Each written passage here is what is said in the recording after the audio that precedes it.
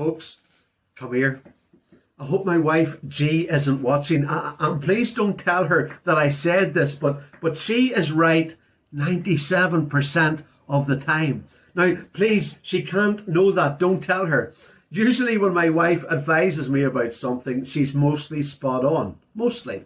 Take the other Sunday as a very simple example. It was one of those hot Sundays just as we were coming into spring. I was about to go to church in my usual winter clothing, and she said, "Put on your short-sleeved shirt. You're going to be roasted up there preaching." Just for a moment, I couldn't be bothered changing. And I was going to say, "Look, it's okay. I'll be fine." And then I remembered she's mostly right. I'll probably regret this. And so I changed. And I was so glad because right enough, when we went out, it was mighty hot.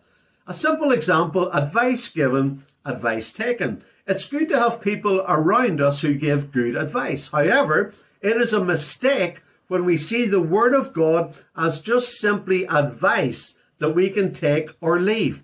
God has a pathway that leads to life and peace. He doesn't advise us, He instructs us. This is the path, walk in it.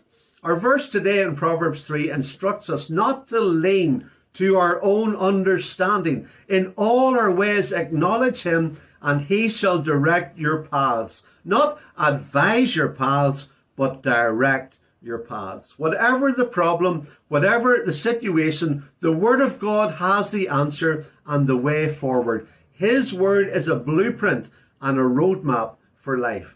To take God's instructions to heart and to do them is to be wise. To ignore those instructions is to be a fool and ultimately could result in the loss of your soul.